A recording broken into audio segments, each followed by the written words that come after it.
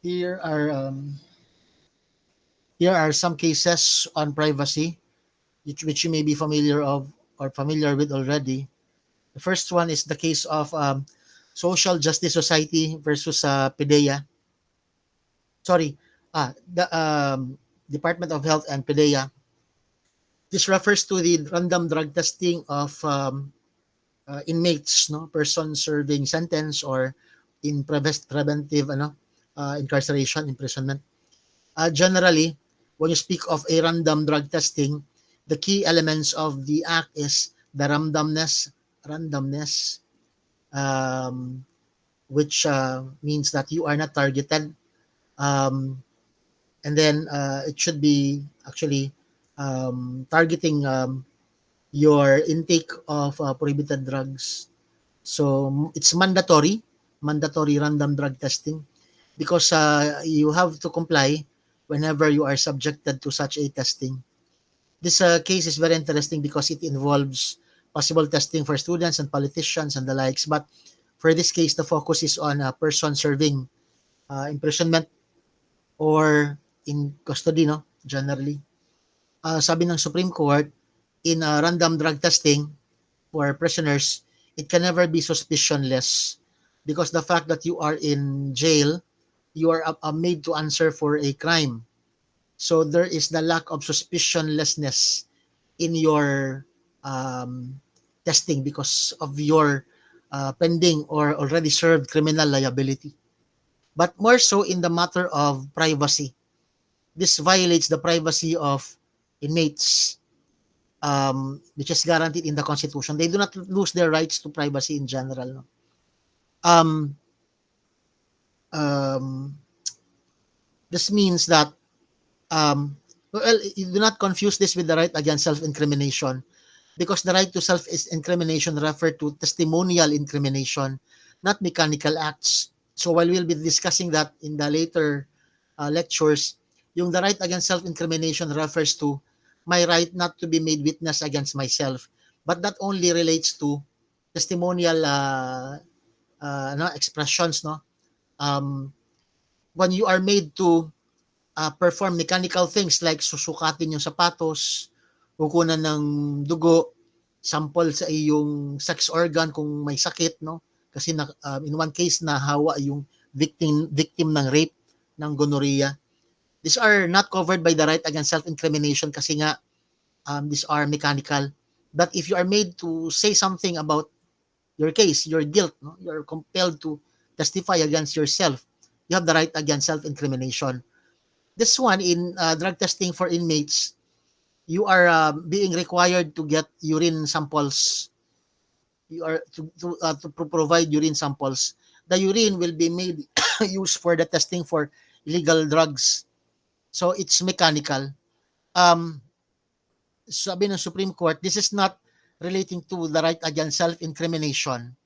But still, they cannot be subjected to random drug testing because they have the right to privacy. But for me, what is more important here is the lack of the suspicionlessness and lack of randomness in the selection of inmates. This case of Gaanan versus Iyak Intermediate Appellate Court, the predecessor of our of our courts now, no? The the Supreme Court mentioned that um, on the matter of wiretapping, what is a wiretap? A wiretap is an instrument which is something that you least expect or presume to exist in your phone line.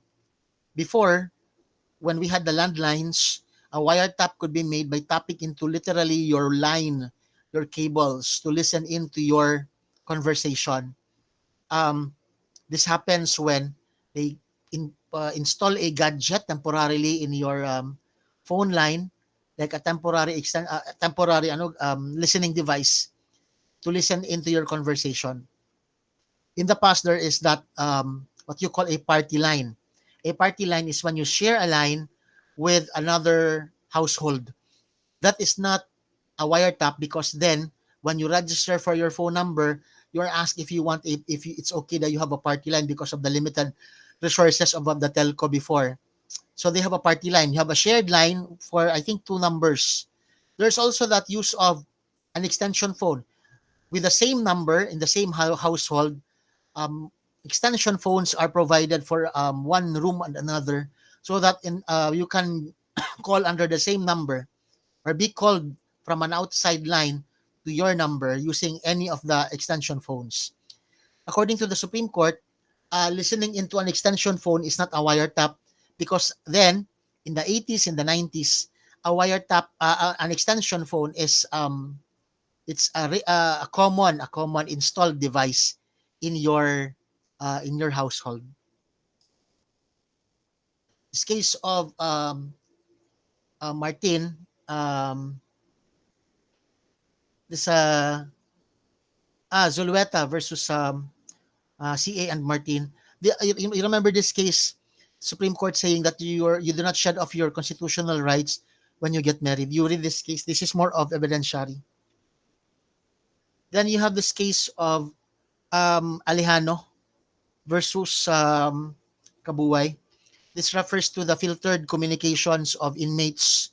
The the petitioners here were accused of um,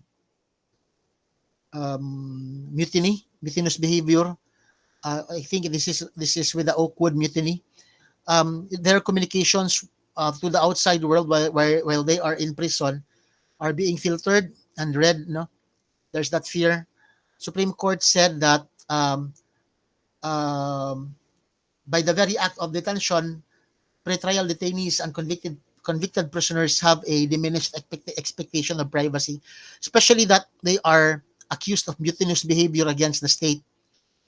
Except I think for communications for your lawyer, there's that respect for the lawyer client communications. So again, reduced expectation of privacy if you're an inmate, especially in this case they are mutineers. This case of Ople versus Torres discusses of the caveat in the 1990s of the Supreme Court on the use of information that you surrender to the state. This has got something to do with the intention then of the state as early as 1990s in the time of Ramos to come up with a universal ID system which could have eased public service. But coming from the Marcos era dictatorship, we were too scared of state profiling.